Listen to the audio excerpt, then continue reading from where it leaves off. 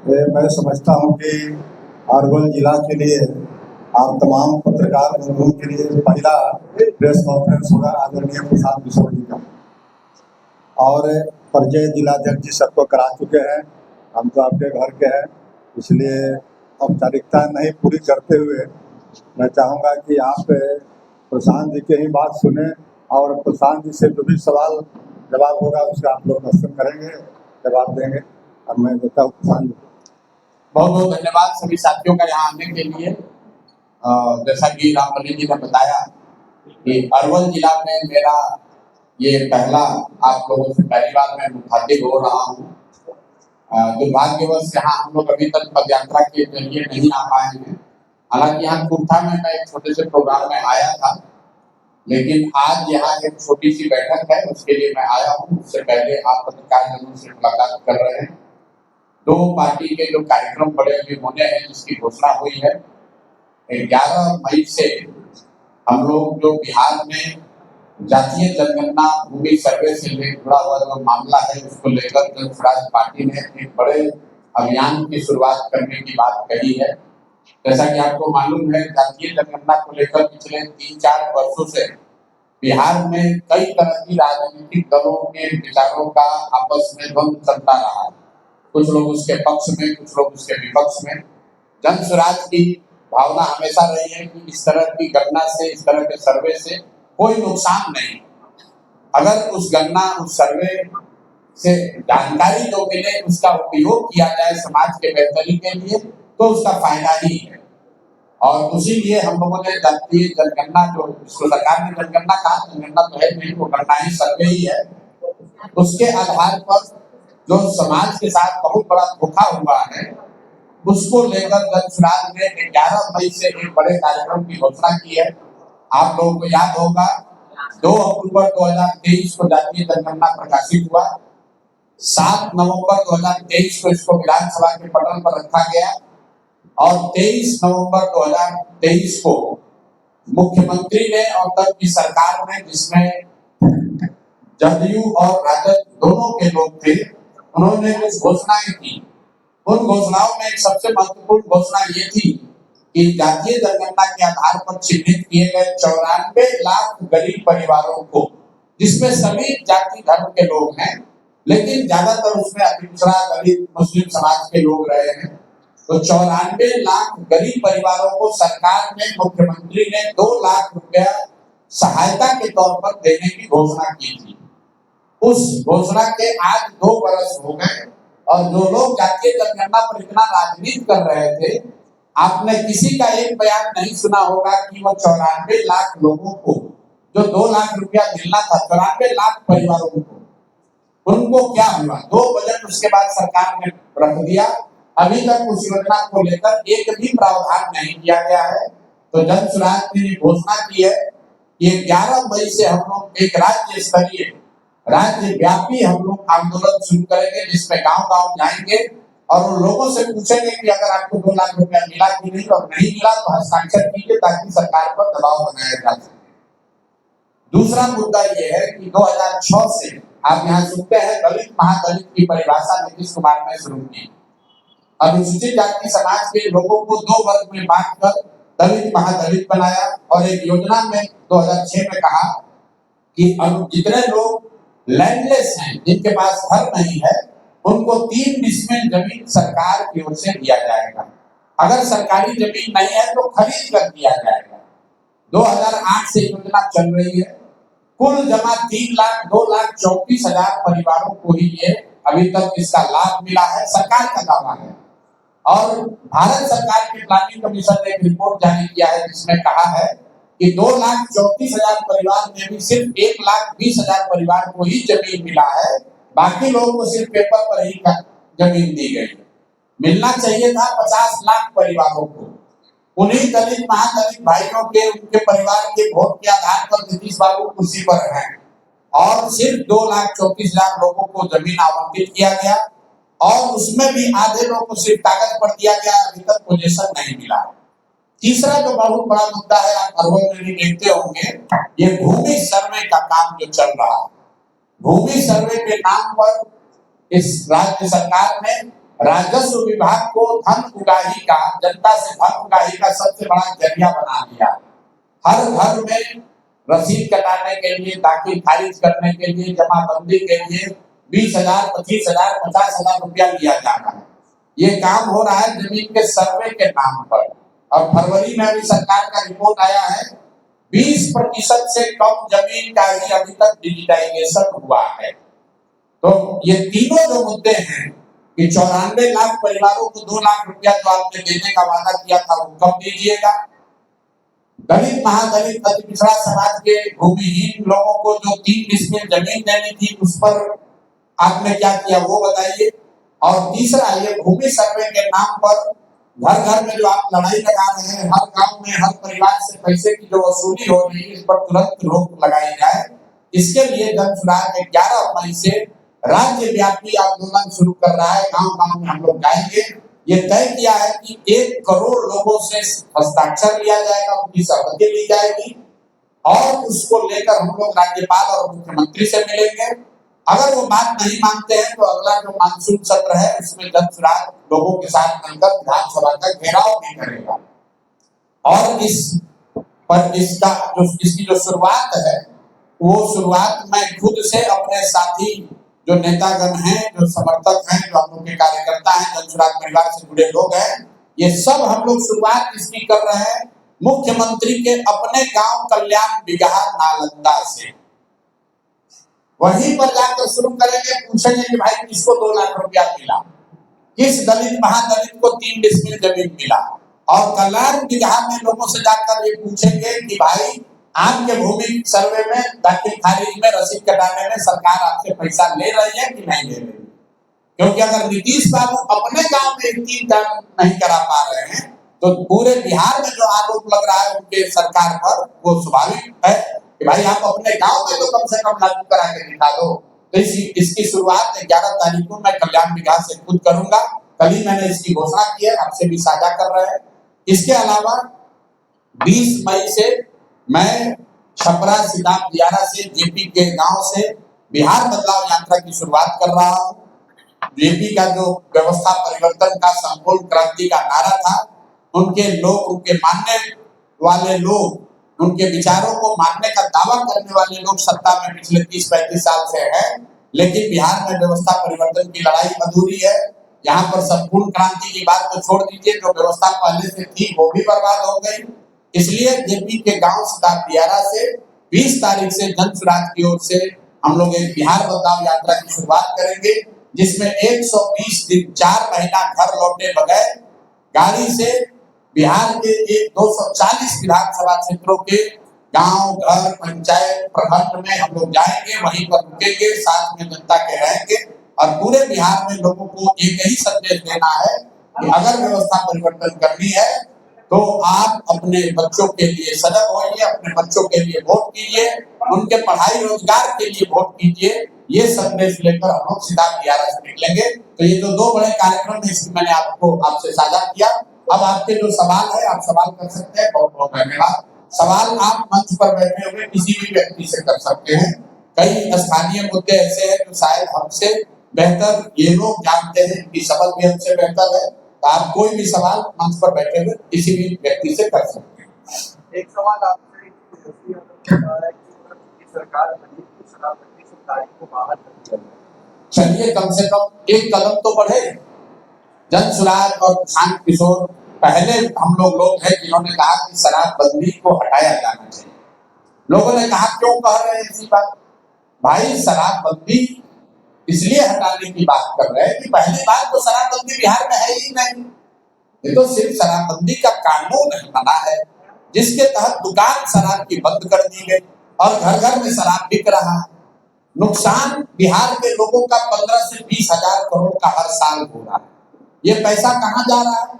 ये पैसा जा रहा है बिहार के भ्रष्ट नेताओं के पास, अफसरों के पास, और जो गरीब व्यक्ति है, जो पिछड़ा है, गरीब है, दलित है, मुस्लिम है, उसको सरकार, इसी सरकारी तंत्र, इसी कानून के नाम पर प्रताड़ित कर रहा है। अभी जो तारीख की बात की गई है, आप गांव में चलिए, सिर्फ पारसी समाज के लोग ही क्यों, आप मुसहर समाज की दशा देखिए, आप पासवान समाज की दशा देखिए, अति पिछड़ा समाज के किसी भी गांव में चलिए, पुलिस वाले पहुंच गए, किसी को शराबबंदी के नाम पर पकड़ लिया, वहां के महिलाओं को बुलाकर थाना में कहता है झाड़ू लगाओ, बर्तन साफ करो।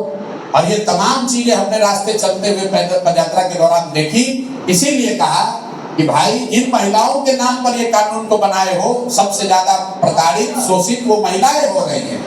ये ताड़ी वाली जो बात है, आप किसी भी ताड़ी वासी परिवार में ये पुलिस वाले घुस जाते हैं, उनका हांडी उंडी तोड़ देते हैं, पैसा ले लेते हैं, उनसे बदमाशी करते हैं। तो शराबबंदी हटना चाहिए। और आपने देखा होगा शराबबंदी तो लागू नहीं है, इसका एक बहुत बड़ा कुप्रभाव युवाओं को पड़ रहा है। बिहार में पहली बार सूखा नशा पिछले 3-4 साल में इतनी तेजी से बढ़ा है, गांव-गांव में सूखा नशा बढ़ रहा है। मैं तो रोज कह रहा हूँ कि अगर स्थिति यही रही तो जैसे उड़ता पंजाब पिक्चर बना था, वैसे उड़ता बिहार पर पिक्चर बनने लगेगा। हम लोग को अपने विचारधारा, पार्टी, दलगत राजनीति से ऊपर उठकर बिहार के बच्चों के भलाई के लिए इस फर्जी कानून को हटाना चाहिए। और बिल्कुल महिलाओं को का वोट लेने के चक्कर में गलत बात नहीं करनी चाहिए, क्योंकि महिलाओं को भी पता है कि शराबबंदी कहीं नहीं लागू है। अंतिम बात, जो नेता भी कहता है कि शराबबंदी का फायदा है, खासकर भाजपाई नेता, जदयू के नेता, उनसे जरा पूछिए कि अगर इतना इसका फायदा है तो फायदा आप लोग बिहार के लोग को काहे दे रहे हैं भाई? देश की महिलाओं को ये फायदा क्यों नहीं दिया जा रहा है? इतना बढ़िया मिठाई बिहार के लोगों को क्यों खिलाया जा रहा है? मोदी जी देश में प्रधानमंत्री हैं, पूरा देश में शराबबंदी लागू कर दे। किसी भाजपा नेता से आप पूछिए कि अगर भाई शराबबंदी से इतना फायदा है तो यूपी के महिलाओं को काहे वंचित किए हो इससे, वहां पर भी लागू कर दो। अरे ये बिहार के गरीब जनता को बेवकूफ बनाकर वोट लेने का तरीका है। उनको भी मालूम है कि इसका कोई फायदा नहीं है, इसका सिर्फ और सिर्फ नुकसान ही है। एक और क्वेश्चन, विपक्ष मांग कर रही है कि पुलवामा का जो रिपोर्ट है उसका सौजन्य किया जाए, क्या जनसुराज भी इस रिपोर्ट की मांग करेगी? लोकतंत्र में जितनी भी इस तरह की मांगे होती हैं, जहां जब तक उसका आधार यह है कि समाज में वस्तु स्थिति पर चर्चा हो, ट्रांसपेरेंसी हो, उस नजरिए से अगर मांगा जा रहा है तो उसमें कोई दिक्कत नहीं है। पार्लियामेंट में रिपोर्ट रखी जानी चाहिए, पार्लियामेंट उसी के लिए बना है, उसी पर डिबेट होना चाहिए। लेकिन अगर उसको राजनीतिक नियत, गलत नियत से मांगा जा रहा है तो उसका अलग बात है। आरटीआई का कानून इस देश में है, क्यों है? इसीलिए कि सरकार जो निर्णय लेती है उसकी जानकारी पब्लिक को होनी चाहिए, जनता मालिक है। तो उस मांग में कोई दिक्कत नहीं है। अगर सरकार सही समझती है उसमें कोई ऐसा सेंसिटिव राष्ट्रीय सुरक्षा से जुड़ा मामला नहीं है, तो राजनीतिक रोटी सेकने के बजाय रिपोर्ट को सार्वजनिक करना चाहिए, इसमें कोई दिक्कत नहीं। सर, इलेक्शन में जो भी आपके पास सीट आएगा विधानसभा इलेक्शन में, तो क्या आप सरकार के साथ इलाज करेंगे या विपक्ष में बैठना पसंद करेंगे? भाई जनसुराज ने पहले घोषणा की है कि हम लोग का अलायंस बिहार के उस जनता के साथ है जो बिहार में व्यवस्था परिवर्तन चाहता है, उन नेताओं के साथ नहीं है जो एमएलए जीतना चाहता है। हम लोग राजनीति एमएलए बनने के लिए, मंत्री बनने के लिए नहीं कर रहे। जितनी सुख सुविधा, नाम, पैसा, शोहरत, इज्जत, ताकत लोगों को एमएलए एमपी बनकर मिलता है, उससे कहीं ज्यादा सुख सुविधा, साधन, शोहरत भगवान की दया से हम लोग को मिला होगा। राजनीति इसलिए नहीं कर रहे हैं कि आकर यहाँ एमएलए बन जाए। वो जनसुराज में जुड़े हुए ज्यादातर लोगों का मत नहीं, और बिल्कुल विपक्ष की बात ही नहीं। हम लोग बिल्कुल अपने दम पर 243 सीट लड़ेंगे। जनता का आशीर्वाद मिला तो व्यवस्था परिवर्तन की लड़ाई को आगे बढ़ाएंगे, जनता का आशीर्वाद नहीं मिला तो विपक्ष में बैठेंगे। आप लोग भी जो है ये समझते हैं कि जो राजनीति का मतलब सिर्फ चुनाव नहीं है। देश में आजादी से पहले जितने बड़े नेता हुए वो तो कभी एमएलए एमपी नहीं बने, तो क्या उन्होंने देश के समाज को धारा, उनको दिशा नहीं दी? क्या उनका समाज में कोई कंट्रीब्यूशन नहीं है? क्या उन्होंने राजनीति नहीं की? राजनीति का मतलब विशुद्ध तौर पर सिर्फ चुनाव नहीं, चुनाव भी लोकतंत्र का एक बहुत बड़ा हिस्सा है। लेकिन राजनीति ये भी है कि समाज के दबे कुचले लोगों की आवाज आप बने, उनकी ताकत बने। राजनीति ये भी है कि समाज के मुद्दों को आप प्रखरता से सरकार के सामने, लोगों के बीच में रखें। सर, जल सुराज सत्ता में आती है तो क्या लैंड रिफॉर्मिंग एक्ट को बिहार में लागू करेगी? बिल्कुल, भूमि सुधार जनस्वराज के एजेंडे में बिल्कुल टॉप पर है, शीर्ष पर है। बिहार में भूमि सुधार लागू होना चाहिए, क्योंकि बिहार में देश में सबसे ज्यादा भूमिहीन लोग रहते हैं। ग्रामीण बिहार में करीब 60% बिहार की जनता, बिहार ग्रामीण क्षेत्र में रहने वाले लोग, उनके पास 1 इंच 1 धूर जमीन नहीं है। देश के स्तर पर सिर्फ 38% लोग ही भूमिहीन है। बिहार में 60% आदमी भूमिहीन है। उसमें भी अगर आप देखिएगा तो दलित समाज के जो लोग हैं, 86% दलित समाज के लोगों के पास 1 इंच जमीन नहीं। तो निश्चित तौर पर ये सुधार होना चाहिए। सुधार होना चाहिए, समाज को लड़ाना नहीं चाहिए। सुधार का मतलब ये है कि मान लीजिए कि 25 लाख एकड़ जमीन जो सीलिंग के तहत सरकार ने आजादी के बाद अपने कब्जे में लिया, जिसका मालिकाना हक अभी सरकार के पास है। 8 लाख एकड़ जमीन जो विनोबा भावे के आंदोलन से, भूदान आंदोलन से निकला, 25 लाख एकड़ जमीन किसको दिया गया, इसकी किसी को जानकारी नहीं। ये किसकी जानकारी, किसी को नहीं। आज जो भूमि के मालिक हैं, उनको बहुत सारे ऐसे लोग हैं, 1/3 से ज्यादा ऐसे लोग हैं जो जमीन के मालिक हैं। आप जमीन जोत रहे हैं, लेकिन आपके पास बेचने का अधिकार नहीं। अभी आपने सुना होगा बेतिया में, दोनों चंपारण में बेतिया राज की जमीन का अधिग्रहण कर लिया गया। भाई बेतिया राज का तो जमीन कोई है ही नहीं पेपर पर। जब जमींदारी कानून खत्म कर दिया गया तो बेतिया राज का जमीन अभी तक 78 साल से बचा हुआ कैसे था? तो सरकार उस जमीन का अधिग्रहण कर रही है जो जमीन था ही नहीं, जो लोगों ने पहले खरीद लिया, जिसका सेटलमेंट हो गया, जिसका रसीद कट गया, जिसका जमाबंदी हो गई। तो व्यापक भूमि सुधार पूरी व्यापकता में उसको समझ कर लागू करने की जरूरत है, ताकि जिनके पास जमीन है उनका मालिकाना हक क्लियर हो, जमीन की प्रोडक्टिविटी बढ़े, उत्पादकता बढ़े, लोग अपनी जरूरत के हिसाब से जमीन का उपयोग कर सके। और भूमि सुधार का दूसरा लक्ष्य होना चाहिए कि बिहार में जो भूमिहीनता है, कम से कम उसको राष्ट्रीय औसत तक लाया जाए। बिहार में जो 60% भूमिहीन लोग हैं, उनको सरप्लस जमीन को, सरकारी जमीन को उनके बीच में देकर कम से कम 20-25% भूमिहीनता को कम किया जा सकता है। जनस्वराज के प्राथमिकताओं में ये शीर्ष पर है। सर, जिनके पास 500 बीघा है, तो लैंड रिफॉर्म एक्ट का उसको असर पड़ेगा या नहीं पड़ेगा? 500 बीघा किसके पास जमीन होगा भाई? है जिनके पास। अगर है तो गलत ही होगा भाई। सरकार के कानून के मुताबिक, ये हमको कानून थोड़े, जनस्वराज को ये कानून बनाना नहीं है, पहले से तो कानून बना हुआ है। उसके तहत आपके पास 500 एकड़ जमीन सर ग्रामीण क्षेत्र में हो ही नहीं सकता है। अगर है तो गलत है। सर, पूरे बिहार में अच्छा जगह है, और इस कारण है कि जो आंदोलन शुरू कर रहे हैं, बिहार के ऊपर 30 बार गाँव को रुका गया। क्यों? ठीक बात है। कल्याण बिहार से क्यों कर रहे हैं? इसलिए कर रहे हैं कि बिहार में 45,000 गाँव है। हम लोग कह रहे हैं कि भाई ये काम नहीं हुआ है।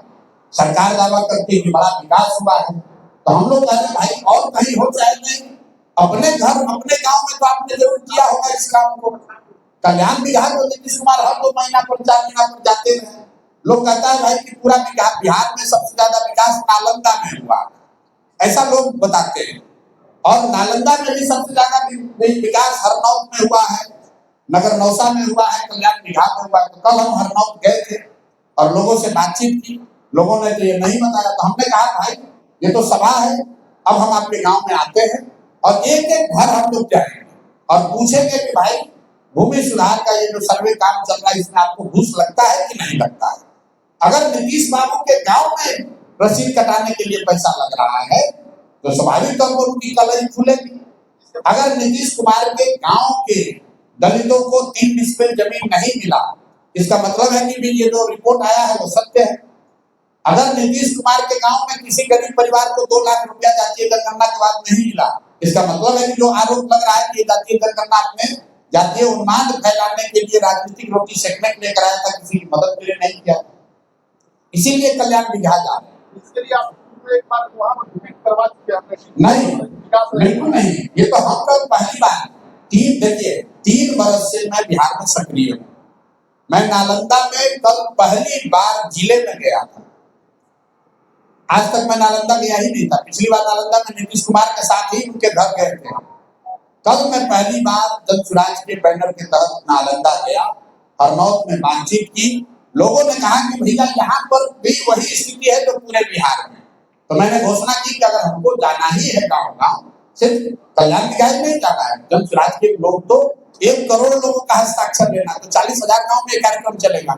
लेकिन उसकी शुरुआत क्यों ना हम लोग कल्याण विकास से ही करें, ताकि लोग समझ पाए, देख पाए, और हम लोग का भी आंख खुलेगा कि क्या ये योजनाएं जिसका दावा नीतीश कुमार उनकी सरकार कर रही अपने गांव में भी लागू करा पाए कि नहीं लागू करा पाए।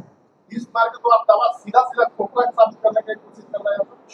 हम कहाँ कर रहे हैं, हम तो कह रहे हैं कि हम गांव में जाएंगे। अभी सरकार के पास 10 दिन समय है, वहां के दलितों को अभी से भी जमीन दे दो, वहां पर जो गरीब परिवार है अभी से भी उसको 2 लाख रुपए दे दीजिए। अगर वहां पर करप्शन नहीं हुआ है, भूमि का रसीद काटने में पैसा नहीं लिया है, तो लोग हम लोग को कहेगा कि नहीं भैया हम लोग को पैसा नहीं लगता है, हम लोग का रसीद बिल्कुल ईमानदारी से कट रहा है बिना पैसे के।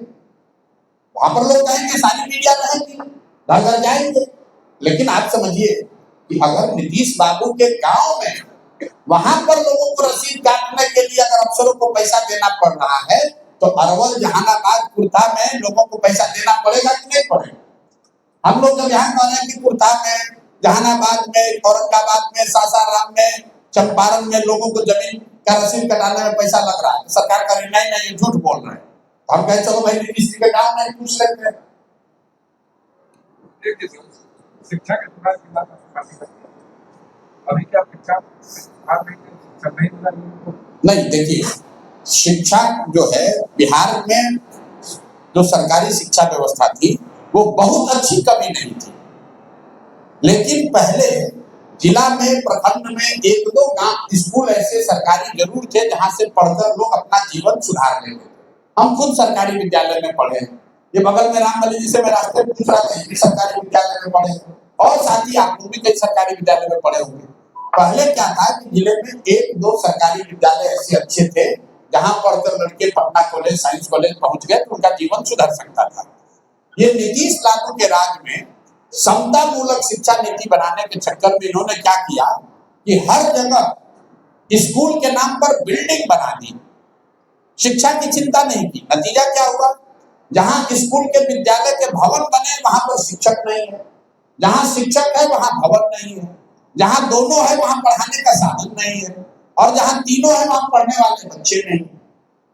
कई बार ऐसा लोगों को लगता है कि शिक्षा व्यवस्था इसलिए खराब है कि वहां स्कूल में खिचड़ी बट रहा है, ऐसी बात नहीं है। अगर खिचड़ी बटने से शिक्षा व्यवस्था खराब होती तो 6वीं क्लास के ऊपर के विद्यालय में तो खिचड़ी नहीं बटता है, वहां पर पढ़ाई क्यों नहीं हो रहा है? कुछ लोग बताते हैं कि नियोजित शिक्षकों ने खराब कर दिया, तो आप बताइए कि पटना कॉलेज, साइंस कॉलेज में तो कोई नियोजित शिक्षक नहीं गया है पढ़ाने, वहां पर पढ़ाई क्यों बंद हो गई? मेरे भाई, पढ़ाई की स्थिति इसलिए खराब हुई है कि समाज और सरकार, मैं सिर्फ सरकार को दोष नहीं दे रहा हूं, समाज और सरकार दोनों के प्राथमिकताओं में शिक्षा है ही नहीं। दोनों के लिए पूरी जो शिक्षा व्यवस्था है, शिक्षण संस्थाएं हैं, वो लाभ, सरकारी लाभ लेने और बांटने का जरिया है। गांव में जाइए, लोग कहते हैं भैया मास्टर साहब हमको साइकिल का पैसा नहीं दिए, ये नहीं बताते हैं कि यहाँ गणित का टीचर है ही नहीं। समाज भी यही पूछ रहा है कि हमारा पोशाक का पैसा कब आएगा, हमारा साइकिल का पैसा कब आएगा। पढ़ाई की चिंता नहीं करता, और सरकार में जो लोग बैठे हैं वो भी यही कह रहे हैं कि अरे भाई मास्टर लोग को इतना रुपया दिया जा रहा है, मास्टर पढ़ा तो रहा नहीं है, चलो इससे कम से कम वोटर लिस्ट ही बनवाओ, इससे स्वच्छता अभियान ही चलवा लो। कहीं न कहीं इसी वजह से बिहार में शिक्षा व्यवस्था पूरी तरीके से ध्वस्त हुई है। और मैं आपको अंतिम एक बात बताऊं, जब इस दौर का इतिहास लिखा जाएगा, 20 साल नीतीश कुमार के मुख्यमंत्री काल का जब इतिहास लिखा जाएगा, तो उनके शासन काल में बिहार में शिक्षा व्यवस्था का ध्वस्त होने को उनके जीवन का सबसे बड़ा काला अध्याय बताया जाएगा। ऐसा इसलिए कि कल एक अच्छी सरकार आ जाए, सड़क टूटी हुई सड़क बन सकता है, अगर बिजली नहीं है बिजली आ सकती है, भ्रष्टाचार है उस पर रोक लगाया जा सकता है। लेकिन जो 2 पीढ़ी के लोग अब पढ़ लिख कर इसी ध्वस्त शिक्षा व्यवस्था से आगे निकल गए, सिर्फ उनके पास डिग्री हाथ लगी है, अब जीवन भर उनको शिक्षित समाज के पीछे ही चलना पड़ेगा, अब उनका जीवन कोई नहीं सुधार सकता है। तो ये बहुत बड़ा दोष, बहुत बड़ा गुनाह नीतीश कुमार ने एक पढ़े लिखे व्यक्ति होने के बावजूद शिक्षा व्यवस्था को जो ध्वस्त होने दिया, ये बहुत बड़ा गुनाह उनके सर पर, उनके कार्यकाल पर इतिहास लगाएगा। सर टिकट वगैरह भी क्या चलते कि सर आपको घोषणा हुई कि सर चुनाव जैसे कराएगा जी पहले आपके पास जी, प्रत्याशी हम लोग जुलाई अगस्त में जून जुलाई में ही घोषित कर देंगे। जन सुराज ने पहले से घोषित किया हुआ है। हम लोग यहाँ टिकट का जो मापदंड है वो सिर्फ और सिर्फ काबिलियत है, सिर्फ और सिर्फ काबिलियत है। लेकिन फिर मैंने ये भी कहा कि समाज को कितना टिकट मिलेगा, तो लोग कहते हैं भैया अभी तो जाति की बात कर, नहीं, जाति की बात नहीं कर रहे। जन सुराज की जो सोच है कि जो व्यक्ति भी पैदा हुआ है वो किसी न किसी जाति का है, तो अगर कोई काबिल व्यक्ति है तो उसकी कोई ना कोई जाति हो, और हर जाति में काबिल लोग हैं। हमें जो जन सुराज से जिनको टिकट मिलेगा वो निश्चित तौर पर समाज के सही लोग होंगे, काबिल लोग होंगे, ऐसा हम लोग का दावा है। लेकिन जातियों का या वर्गों का प्रभाव इस तरीके से होगा कि मान लीजिए कि 1000 सही लोग, काबिल लोग चुनकर आ गए, टिकट तो 243 को ही मिलना है, तो 1000 सही लोगों के बीच में से 243 लोग कैसे चुने जाएंगे? वो चुनने में जातियों की जो संख्या है उसको ध्यान में रखा जाएगा कि अगर मुस्लिम समाज का 18% वोट जनसंख्या है तो कम से कम 1000 में से 40-42 सही मुस्लिम समाज के लोगों को टिकट दिया जाएगा। अगर 35% अति पिछड़ा समाज के लोग हैं तो 70 अति पिछड़ा समाज के लोगों को चुनकर टिकट दिया जाएगा। उनको टिकट इसलिए नहीं मिल रहा है कि वो अति पिछड़ा है, टिकट उनको इसलिए मिलेगा क्योंकि वो काबिल है जो अति पिछड़ा भी है। उसका फर्क समझिए। सर विपक्ष का कहना है कि आप अरवल से यादव समाज के टिकट मिलेगा। अब हमको नहीं पता है, विपक्ष को अगर पता है तो वो जारी कर सकते हैं। अब बताइए कि हम अगर बताएं कि भाजपा का यहाँ उम्मीदवार कौन होगा तो हमसे बड़ा बेवकूफ कौन है? वो भाजपा का काम है।